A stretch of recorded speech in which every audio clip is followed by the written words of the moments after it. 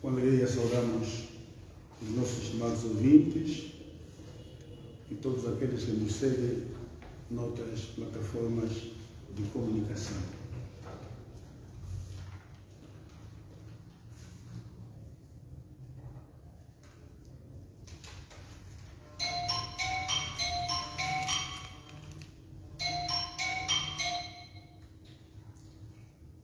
Comunicado de imprensa da primeira Assembleia Plenária da SEASP 2024. De 28 de fevereiro a 4 de março de 2024, teve lugar na Arquidiocese de Malange, no Colégio de Nossa Senhora de Fátima das Irmãs de São José de Colonim, a primeira Assembleia Plenária Anual da SEASP, sob a presidência de Dom José Manuel Ibamba, arcebispo de Salim e presidente da SEASP. No discurso de abertura, destacou as vertentes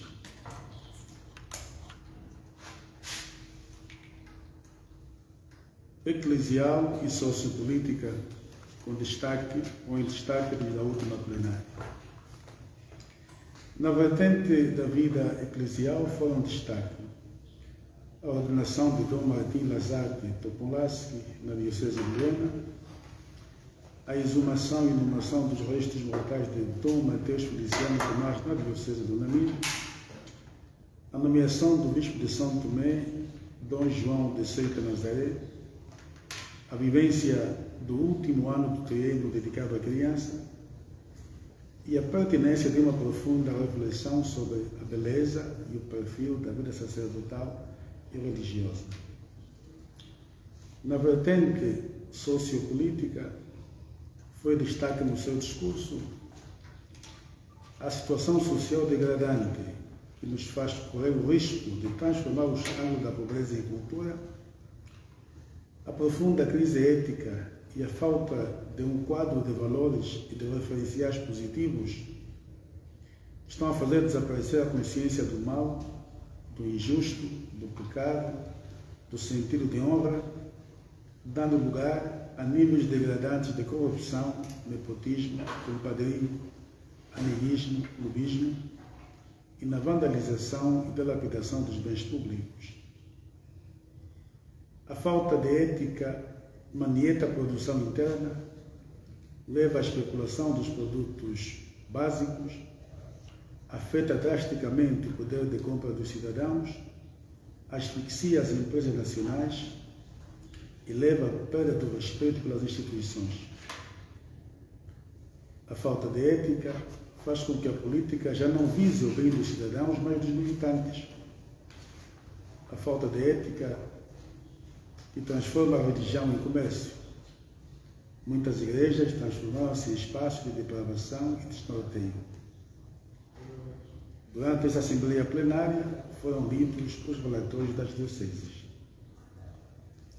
Deliberações. Na sequência dos trabalhos, os bispos aprovaram. 1. O tema Ministros Ordenados e Vida Consagrada para o próximo triênio 2024-2027, sendo o primeiro ano 2024-2025 escolhidos para estarem com ele. Segundo ano 2025-2026 escolhidos para serem instruídos. Terceiro ano 2026-2027 escolhidos para serem enviados. 2. O regulamento interno da SEASP. 3. A nota pastoral sobre a liberdade de culto dominical. 4. Os estatutos da Associação dos Leigos da Divina Misericórdia a experimento por um período de 5 anos. 5. A realização de um Conselho Permanente ampliado no dia 14 de março em Luanda para a aprovação da Ratio Fundamentalis dos seminários da SEASP. 6. A realização da Assembleia Sinodal da SEASP no dia 7 de maio em Luanda. 7. Adesão da AEA, Associação dos Escuteiros de Angola, à CISA, Conferência Internacional Católica do Escutismo. 8. As conclusões e recomendações do 40º Conselho Geral da Caritas. Conclusões e recomendações. No quadro da vivência do ano da oração, aberto por Sua Santidade o Papa Francisco, intensificar nas paróquias e comunidades a catequese sobre a oração, expurgando dela a mentalidade mercantilista e fatalista que tem levado, em muitos casos, a deixar para Deus o que deve ser feito por nós.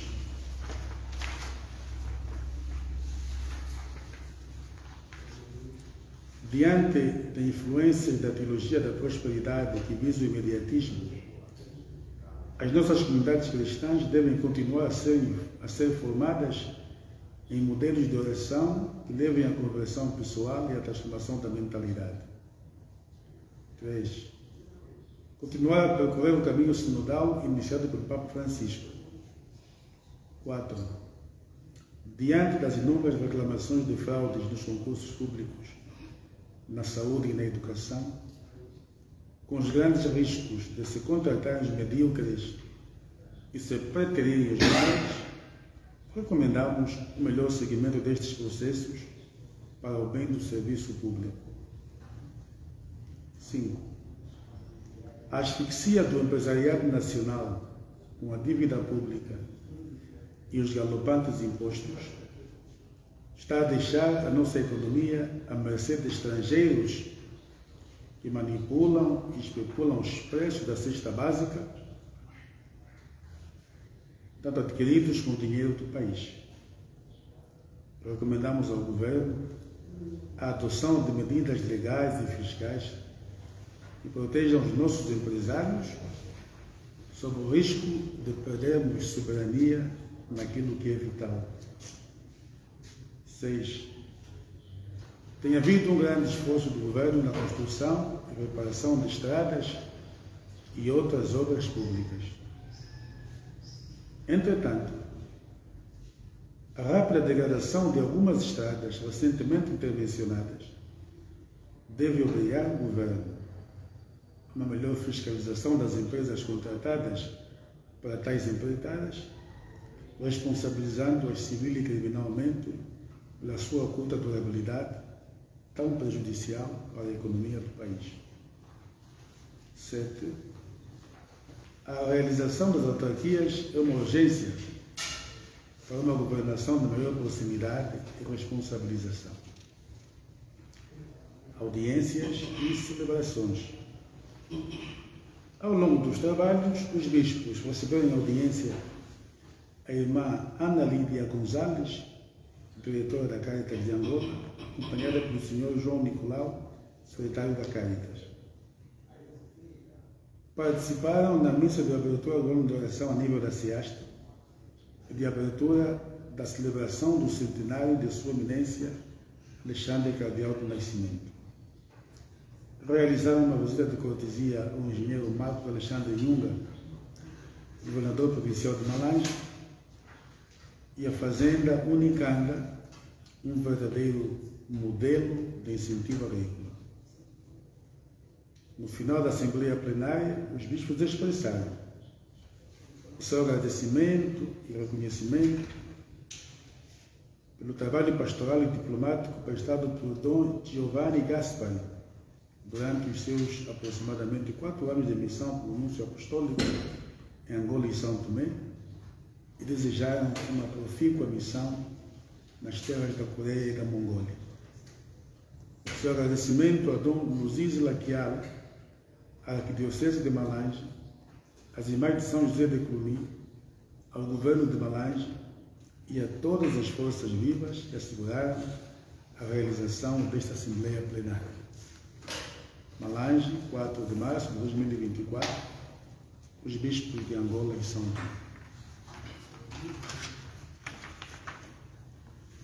Passamos agora à leitura da nota pastoral com profunda surpresa. sobre a liberdade do culto dominical.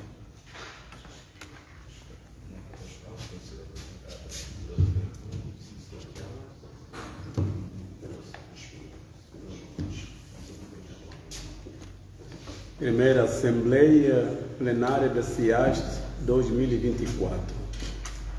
Nota pastoral com profunda surpresa sobre a liberdade do culto dominical.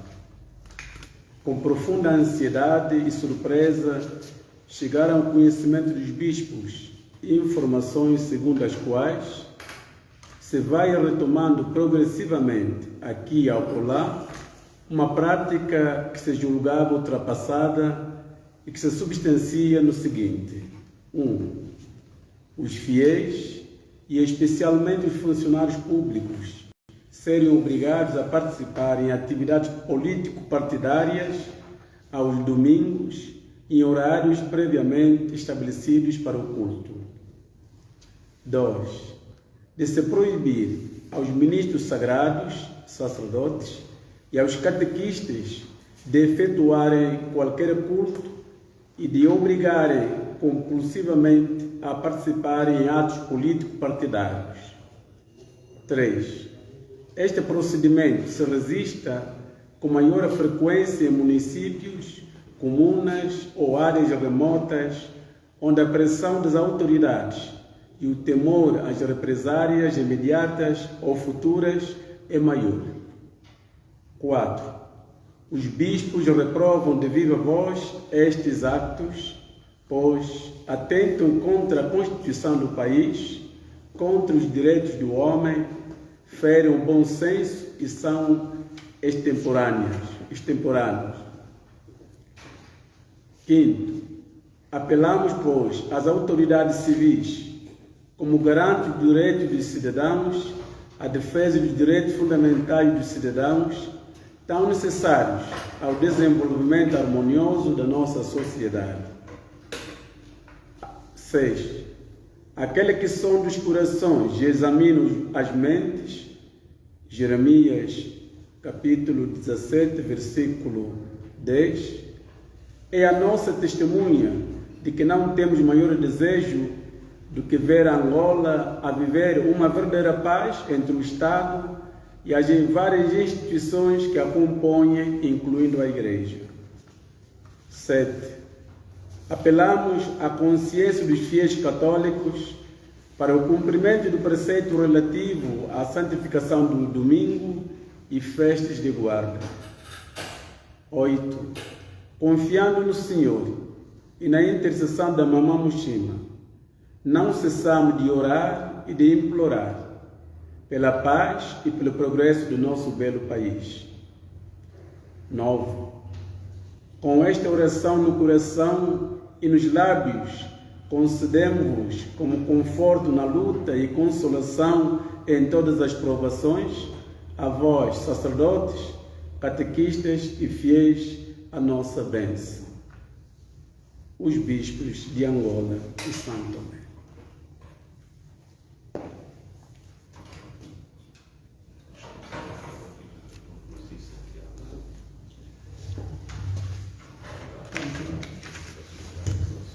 Está apresentado o comunicado final, está também apresentada a nota pastoral. Estamos aqui diante de vós para as questões que possam surgir dos senhores jornalistas. E vamos começar com a Igreja, porque também estamos a transmitir em direto nesta conexão com a paróquia virtual. Na vertente sociopolítica, foi destaque no discurso de Luimbamba a situação social degradante que nos faz correr o risco de transformar o escândalo da pobreza em cultura. A nossa pergunta é: qual é a recomendação da CIAST face a esta constatação? A segunda pergunta: estamos a terminar o triênio pastoral sobre a integração das crianças na Igreja e na sociedade. Já temos um tema para o próximo triênio, ministros ordenados e a vida consagrada. Como é que será vivido este triênio? Existem recomendações precisas para a vivência deste triênio, olhar para aquelas que são as realidades das nossas dioceses. Uma terceira pergunta está aberta no jubileu do centenário de Dom Alexandre Cardeal do Nascimento. Em termos de programação, como é que será vivido este jubileu? E para terminar, nesta primeira fase, há uma preocupação partilhada por alguns fiéis que questionam a desconformidade, a expressão é mesmo esta, desconformidade sobre a idade indicada para a entrada na catequese. E eu posso aqui trazer um exemplo. A nível da Arquidiocese de Luanda, por exemplo, na paróquia de Fátima, as crianças começam a catequese com os 5 anos. O que não acontece, por exemplo, em Viana. Na Diocese de Viana, na paróquia do Quilamba, apenas permitem com 7 anos de idade. Não haverá alguma desconformidade numa altura em que a própria Bíblia orienta a começar-se na instrução e a formação cristã das crianças desde a mais cedo idade.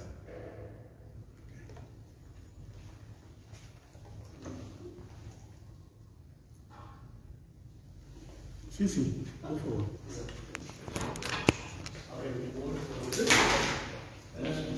Pode vir aqui. Isso aqui no microfone.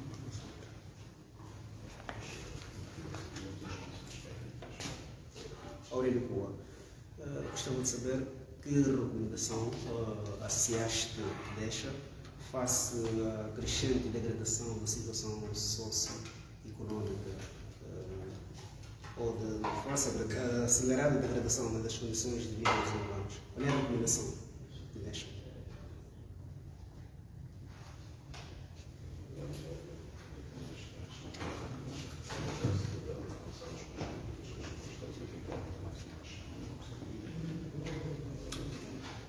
Antônio Clemente, Rádio Eclésia Manaus. Falou-se aqui das autarquias, que é uma urgência. Recentemente a Assembleia Nacional, no quadro legislativo, aprovou na generalidade a proposta de lei da divisão política administrativa, que prevê a criação de 20 províncias, 325 municípios e 375 comunas. A minha questão é, como é que a SEAST analisa este assunto? Terá benefícios? E o que vocês pensam fazer quanto a estas comunidades que foram aprovadas, uma vez que em algumas dioceses carece de missionários? E qual é o desafio da Igreja para com os pobres? A outra questão, como está o projeto de uma televisão católica, e quanto à Rádio Eclésia, tem um projeto melhor para a expansão do sinal em algumas comunidades que não chega o sinal da emissora católica de Angola. Obrigado.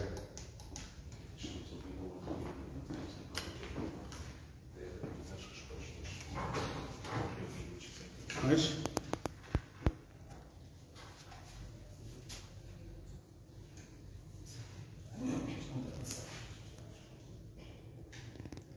Agradecemos as questões apresentadas e vamos respondê-las. Em relação à pobreza que se pode transformar cultural, a pergunta colocada é como inverter este quadro. Aqui nós, nas recomendações, falamos da asfixia do empresariado nacional. E, de facto, olhando e ouvindo os nossos empresários, do que eles se queixam? Da dívida pública, que condiciona os seus investimentos, e também dos impostos pesados, que condicionam igualmente os seus investimentos. Ora bem, quando o empresário está endividado e tem uma carga fiscal por cima dele, como é que ele pode produzir desenvolvimento? Deixa de ser produtivo, é portanto, condicionado nos seus investimentos. E o que acontece é que, em muitos casos, tem de fechar. E quando fecha uma empresa, qual é a consequência natural? A multiplicação do desemprego. Ao mesmo tempo que há essa multiplicação do desemprego e de encerramento de muitas empresas nacionais, há, do outro lado, a tomada de assalto, passa a expressão, do nosso mercado por empresas estrangeiras. Ora, nós não somos contra as empresas estrangeiras, mas sabemos que o país realiza, por meio dos leilões do Banco Nacional de Angola, né, disponibiliza divisas para o nosso mercado. A pergunta que se coloca é: quem é que beneficia destas divisas? As empresas nacionais ou estrangeiras? Então saiamos às ruas e vejamos quais são as empresas que prosperam e quais são as que estão encerradas. Isso condiciona, de facto, a vida do país. Porque quando um setor vital, que é a economia, é dominado por empresas estrangeiras, eles podem fechar, aumentar o preço, baixar, quando bem quiserem entender. E mais, tivemos inclusive sinais, por exemplo, na província ou na cidade de Lubango, onde por 2 ou 3 dias esses empresários estrangeiros fecharam o comércio, condicionando a vida das pessoas. Cada um incidente que lá houve. E não é só. Há pouco tempo queixou-se, que é o presidente da Câmara de Comércio do Pão, coisa parecida, do facto do governo importar para o país, com condições bonificadas, a farinha de trigo, os produtos inerentes à produção do pão, e estes serem tomados por empresários, serem vendidos nos países fronteiriços. E, portanto, a recomendação que nós damos diante dessa questão é de fazer com que haja, de facto, uma maior fiscalização das nossas importações, é verdade, uma maior facilitação dos empresários nacionais, para que também nas mãos deles gire a riqueza, né? E naquilo que é destinado a nacionais, sejam eles, por exemplo, o comércio a retalhos, a legislação bastante, que diz que deve ser feito apenas por nacionais. E não é o pior, é que temos empresas, e as queixas não são poucas, nomeadamente asiáticas, chinesas, vietnamitas, etc., que realizam verdadeiramente um trabalho escravo, que submetem as pessoas a condições penosas, sem fim de semana, sem repouso e com salários baixíssimos.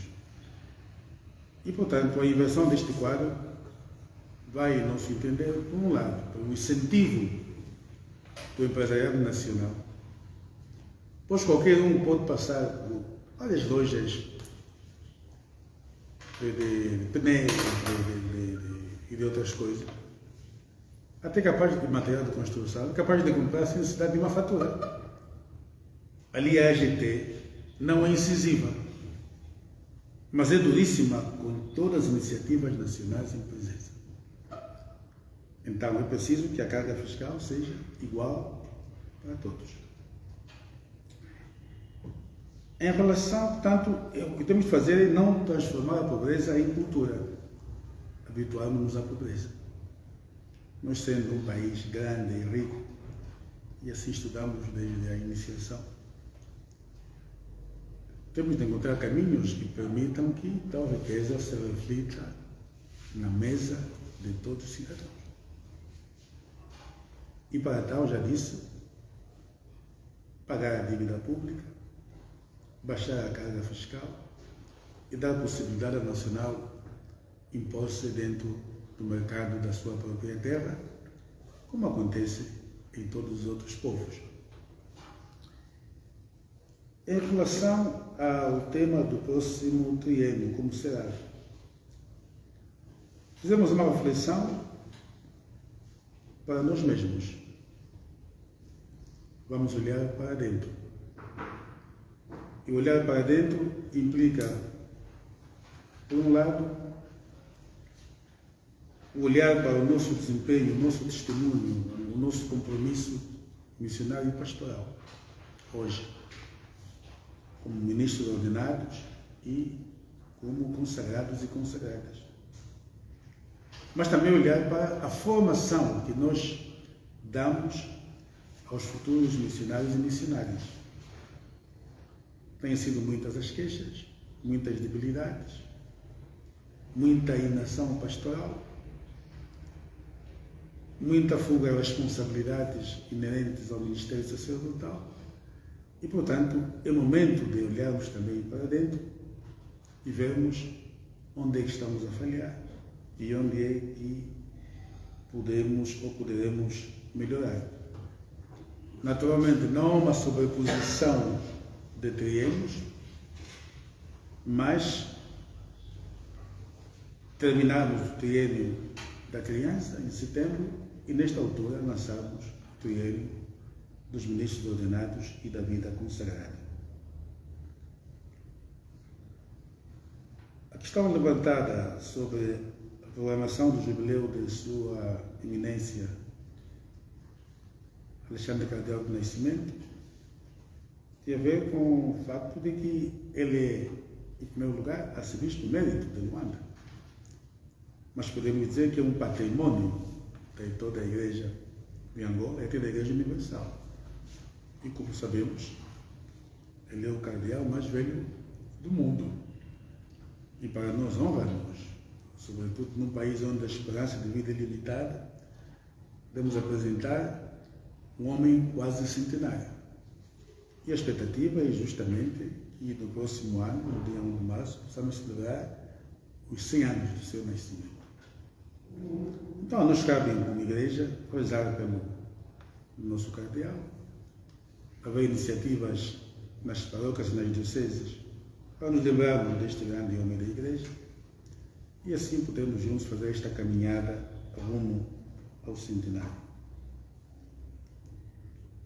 Em relação à questão levantada aqui, a recomendação a se deixa diante da degradação da situação social, já o dissemos, que é naturalmente pagar a dívida pública, baixar a carga fiscal. E há um aspecto muito importante nas ciências econômicas que às vezes é deixado de lado. Não há economia que funcione com baixos salários. Às vezes nós pensamos que pagar mal poupa os fundos da empresa, mas a verdade é que quando mais as pessoas forem melhor pagas, não é? Melhor será para a economia, porque quem tem dinheiro compra mais. Então aí realiza-se o ciclo econômico de quem produz, de quem vende e de quem compra. E assim há a multiplicação da riqueza. Também a degradação da nossa vida vai mudar com um melhor controle da inflação, porque ela que tem sido das grandes responsáveis principais pela diminuição do poder de compra e também de fazer com que os ricos, os que têm propriedades, os que estão com o dinheiro de Angola, possam investir aqui no país. Os investimentos no país carecem de um ambiente de negócios que facilite a entrada dos empresários.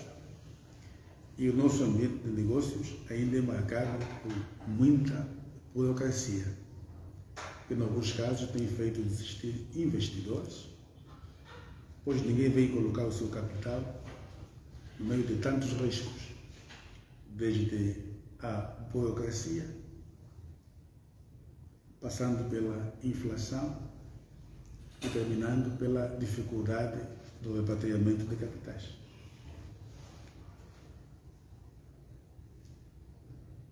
Quanto à questão das autarquias consideradas como uma urgência, sim, é verdade que foi colocada a proposta de lei sobre a nova divisão administrativa. Entretanto, nós temos este procedimento há quase 50 anos. Então, nós estamos há 50 anos, começamos com 17, depois 18 províncias, agora serão 20. Embora o desejo seja, portanto, de levar os serviços mais próximos dos cidadãos, a verdade é que este modelo se tem revelado pouco eficaz. Sobretudo porque obedece à disciplina político-partidária e não dá aos cidadãos a tal possibilidade de escolherem os seus representantes. E além da possibilidade de escolher os seus representantes, a possibilidade de retirá-los por meio da eleição quando não realizam aquilo que prometeram. Então pensamos nós que o modelo autárquico dá maior responsabilidade ao autarca do que o modelo da simples divisão administrativa, cuja gestão é feita por nomeação e, em muitos casos, não tem o correlativo da possibilidade de ser eleito ou não eleito em caso de não realizar o seu mandato. Portanto, entre a divisão político-administrativa e as autarquias, julgamos que as autarquias são muito mais urgentes, pois permitiriam uma administração de maior proximidade e de maior responsabilização. O desafio, os pobres são um desafio permanente para a Igreja, mas para todos. Nós, quando clamamos por uma gestão melhor, por uma melhor transparência, por fim da corrupção, etc., é para que os bens de todos cheguem à mesa de todos, por meio da justa distribuição, que não se deve confundir com mendicidade ou caridade permanente, mas dando oportunidades para que todos possam aceder aos bens. Agora, é preciso também que nós ganhemos a mentalidade do trabalho. Um dos males que atualmente invade a mente de muitos jovens é o de pensarem que a saída profissional, a realização como pessoa, é simplesmente na função pública. Então choram, gritam, etc., quando não conseguem entrar nos concursos. É preciso saber que a função pública é um peso para o Estado. É um peso para todos os cidadãos que pagam os seus impostos. Grande parte dos países no mundo hoje fazem um esforço de baixarem o peso da função pública. Como? Propiciando iniciativas privadas financiadas que permitam o empreendedorismo, a criatividade dos cidadãos para poderem realizar bem muitas outras atividades ao seu dispor. Entramos num supermercado aqui de Malange ou de outra cidade qualquer. Quais são os bens produzidos localmente que nós encontramos nesse supermercado? Esta política poderia facilitar a vida dos nossos agricultores. O que é que temos nós de indústria transformadora para podermos conservar a produção de cada ano? Quase nada, não é? No fundo, quando é mangas de janeiro, os meses da manga, quando é abacate, os meses do abacate, quando é milho. Portanto, nós estamos mais ou menos entregue à fatalidade da natureza. Ora, o crescimento econômico, a luta contra a pobreza, exige um investimento no setor primário, que é o da produção, um investimento no setor secundário, se assim poderíamos chamar, que é o da da indústria, e o setor terciário, que é o setor do comércio. Ora, nós gostamos mais de comercializar. Então, andamos atrás de produtos acabados e estamos a nos distrair diante do setor primário, que é a agricultura. Então, é preciso que a luta contra a pobreza passe igualmente pela conscientização dos cidadãos em relação às suas obrigações de trabalho. Nós visitamos a fazenda Unicana, uma visita muito positiva, que nos deu a imagem de como se fazem os projetos de grande magnitude. Ou seja, tais projetos devem consumir a mão de obra local e devem incentivar os agricultores adjacentes a esses projetos a fazerem também bem a sua agricultura, têm a ter meios para poder desenvolver-se, e quanto mais gente tivermos a produzir, melhor será. É preciso termos a consciência de que quanto mais ricos o país tiver, melhor será. Quanto mais houver interajuda, visão que permita tirar o pobre de uma agricultura, vamos lá dizer, de subsistência, uma agricultura que ajude a produzir e crescer, melhor será. Não há crescimento individualizado, mas haverá sempre crescimento conjunto. A questão da TV Católica é um projeto que já foi iniciado há algum tempo. Mas aquilo que nós pretendemos não é tanto criar uma televisão. Nós não temos capacidade para sustentar uma televisão. Já a rádio é a soar quanto mais uma televisão. Não vamos criar aqui uma TVzinha ou uma TPA. Não. Nosso propósito é criarmos canais, é ter um canal de televisão dentro das grandes plataformas onde podemos apresentar os nossos objetivos. Quanto à expansão da rádio, nós sabemos que uma das, vamos lá dizer, das primeiras decisões do nosso presidente foi permitir a expansão da Rádio Eclésia, a sua transmissão em todo o país. E nós saudamos isto já desde 2018, se a memória não me atraiçou. É evidente que a rádio desempenha um grande papel no setor da comunicação, pois sabemos que o facto de apresentar o país real, livre de alguma fantasia que às vezes vemos em alguns órgãos, ajuda quem dirige a enquadrar as suas políticas de desenvolvimento, de luta contra a pobreza, de controle, etc., sabendo o que realmente se passa.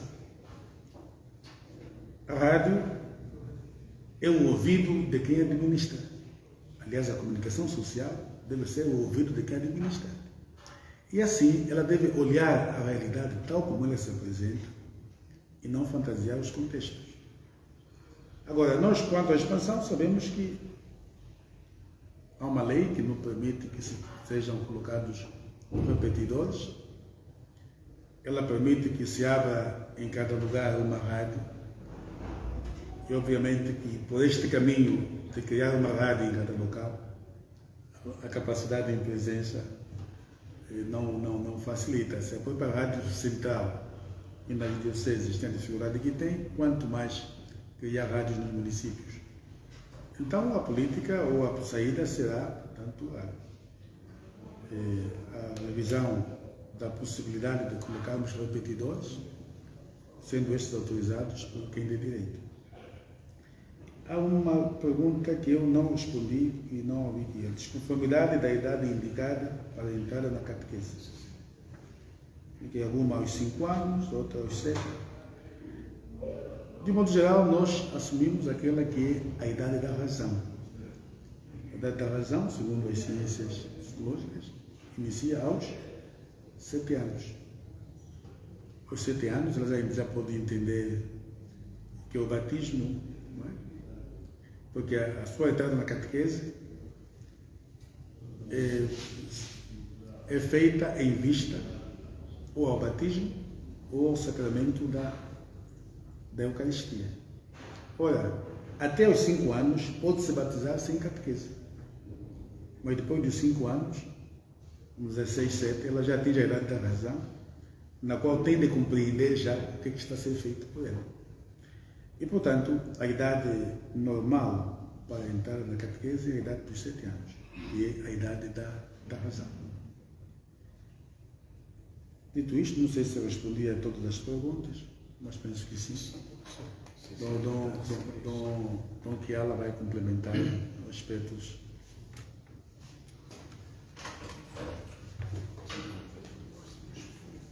Retomando este último aspecto sobre a idade de catequese, nós temos a Comissão Episcopal da Educação Cristã,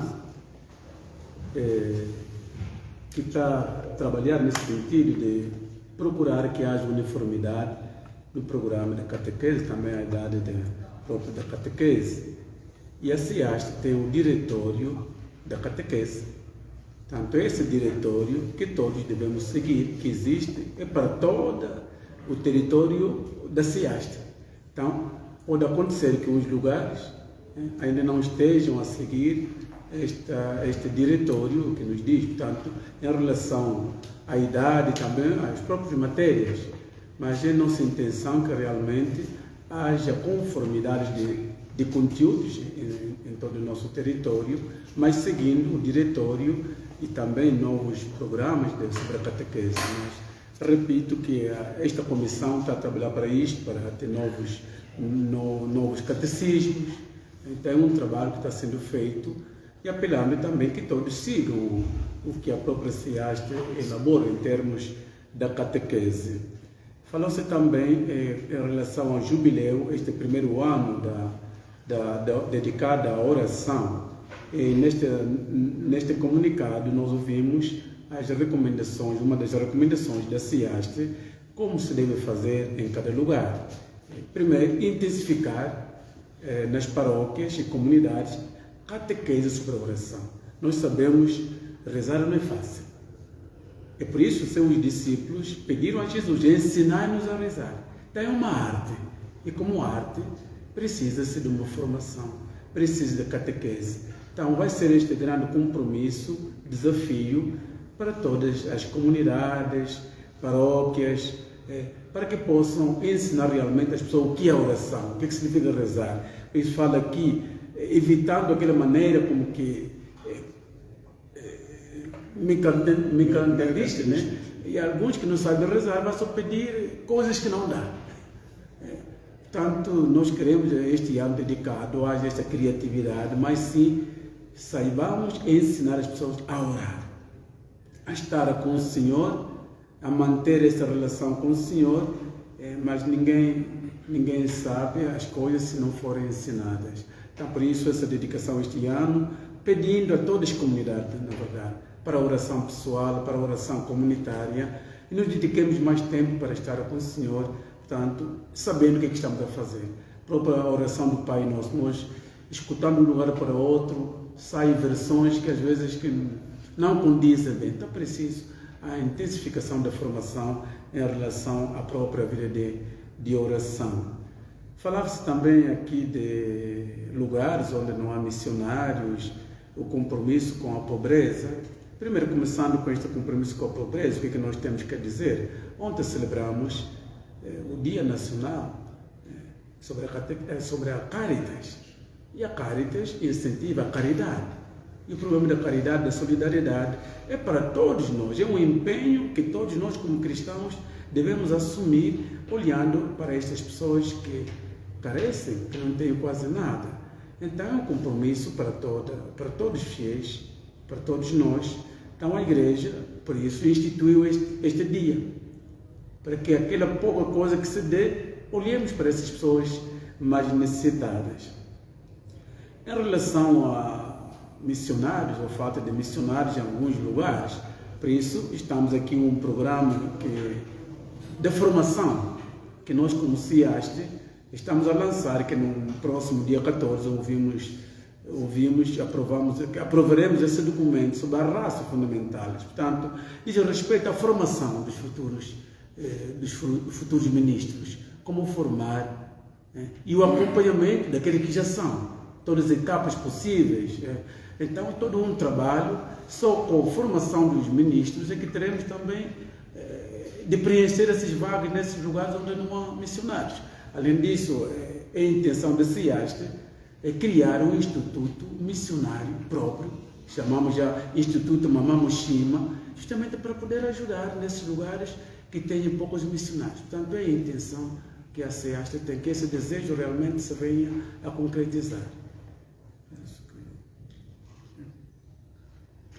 Mais três questões. A primeira, eu achei interessante esta proposta dos bispos de dedicarem um olhar para dentro. E a minha pergunta é, o olhar para dentro pressupõe também olhar para as condições laborais e salariais que as instituições da própria Igreja oferecem aos seus funcionários. Olhar para a nossa realidade, como é que estamos? Será que os bispos estão satisfeitos? O que é que precisamos melhorar? Onde é que precisamos melhorar? A segunda pergunta tem precisamente a ver com a criação, nesta proposta da criação de 2 novas províncias. Será que será correspondida também com a criação de 2 novas dioceses no país? A olhar para a nossa conferência episcopal. E para terminar, pelo menos por enquanto, Malhães apoiou pela primeira vez a plenária dos bispos. Eu pergunto a Dom Quiada, como é que foi vivenciar essa experiência pela primeira vez?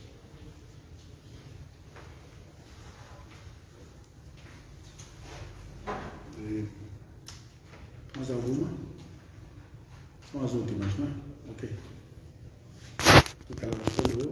Eu respondo. Sim, senhor. Portanto, o olhar para dentro a que nos referimos tem a ver com, portanto, ministros ordenados de vida consagrada. Um olhar para o nosso compromisso, o nosso testemunho, a nossa dedicação e, sobretudo, as condições de formação e os modelos de formação, tanto dos sacerdotes como das religiosas e religiosos. E vemos em que nós temos a obrigação de melhorar as condições de acolhimento, etc. Esse é um caminho que vamos percorrer e refletir durante 3 anos. Então, não me antecipo aquilo que será a tarefa de toda a Igreja. De qualquer maneira, quando fala ser um olhar para as condições salariais e laborais dos nossos funcionários, eu vou responder o que tenho sempre dito nestas circunstâncias. As condições salariais hoje, falo dos nossos funcionários, são condicionadas pelo próprio contexto econômico que nós vivemos. A grande pergunta que qualquer cristão deve colocar-se é de saber quais são as fontes de financiamento da Igreja, não é isso? E quando todos souberem responder quais são estas fontes, então poderá haver essa consequência daquilo que se vive do ponto de vista salarial dentro da Igreja. Desde logo, aquela que é a fonte primária de sustentabilidade da Igreja são as ofertas dos fiéis. E depois existe a contribuição cristã. Agora, como jornalistas, vocês podem passar pelas paróquias e fazer um levantamento do que é que elas recebem no final de cada missa dominical.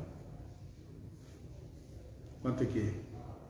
Há lugares, falo da minha diocese de Cabinda, onde são 1.500, 2.000, talvez 2.500, um pouco de Massaroca, um pouco de Chicoanga, um pouco mais ou menos. Nas grandes cidades, há paróquias que gravitam à volta de 100.000 kwanzas, 200.000. Talvez aquelas com um pouco mais de possibilidades, talvez cheguem a 300.000 ou pouco mais ou menos. Ninguém passa disso. Depois vem a contribuição cristã, em que os católicos são os que mais resistem, que até vão buscar lógicas na vida aqui na natureza para se eximirem das suas responsabilidades. Ora bem, diante destas entradas miseráveis, muitas das quais nem suportam o próprio sacerdote, o que fazer? Não é? Eu tenho padre que deve ir longe, nas montanhas, nos bairros, etc. Tem que pagar o transporte, o combustível, a subsistência, etc. Então, tudo isto é fruto de um contexto econômico débil, por um lado, mas também uma consciência de contribuição dos católicos, portanto, nós católicos, que é muito diminuta. Nas outras denominações religiosas, os cristãos que participam com o seu dízimo e não estão lá a fazer exigências daquilo em que não contribuíram. Nós católicos exigimos aquilo em que não participamos. Precisamos também de mudar de mentalidade nesse aspecto, para sabermos que a contribuição de todos ajuda ao bem de todos. Aliás, está aqui as nossas próprias rádios. O que é que elas rendem? Produzem o quê? A fonte de sustentabilidade dos meios de comunicação social, quais são? São a publicidade, mas os projetos, que agora são cada vez raramente aceitos, e os programas financiados. Então, é a partir dessas misérias, do resto que nos sobra, que ainda conseguimos subsistir, pelo menos naquilo que a rádio diz respeito. E não sabeis a manobra que nós temos de realizar nas dioceses para mantermos os pagamentos dentro das características do salário. Quais são? A pontualidade e a integralidade. E, portanto, os nossos funcionários são condicionados pela situação que nós estamos a viver. Se tivéssemos intervenção estadual que nos facilitasse alguma coisa, talvez, mas mesmo o próprio Estado também está à rasca, está com dificuldades. Os salários estão agora, habitualmente, atrasados, né? Nos últimos 2, 3 meses. Há problemas graves de tesouraria. Então, são problemas estrutural e contextual. 2 novas províncias, 2 novas dioceses, não sabemos, não há uma ligação intrínseca entre uma coisa e outra, mas também não se excluem. Nós tivemos durante muitos anos a diocese do Namibe ligada à diocese do Lubango, depois a diocese do Cunene já eleita ligada à diocese do Lubango, que estão a partir do Assistente do Lubango, e assim muitos outros casos. Portanto, o futuro dirá, sabemos que deve nascer, em princípio, mais uma diocese este ano, mas a divisão administrativa ainda não está concluída. Entretanto, sabemos que no processo normal de expansão da diocese, certeza que cada uma daquelas províncias, no futuro médio ou não muito distante, corresponderá a uma diocese. Pode pontualizar onde a nova diocese surgiu? Não. Quer dizer, eu disse que podem surgir novas dioceses, sem ligação necessária a uma província, ou até dentro de uma província. Aliás, temos em Luanda a diocese de Viana. E nós já cá o dissemos também que há dioceses que apresentaram publicamente a possibilidade de se criar outras dioceses dentro dessa diocese. A diocese do Lubango tinha apresentado o projeto de criação da diocese da Matala e da diocese de Kakonga. A diocese de Benguela tinha apresentado o projeto da criação da diocese da Ganga. A diocese do Luena tinha o propósito da criação da diocese do Kazombo, por aí fora. Portanto, isto é sempre um caminho, um estudo, e nada exclui que dentro de pouco tempo algumas dessas dioceses possam surgir. Isso faz parte do ato soberano do Romano Pontífice, quando apresentados os dados, as razões e a necessidade.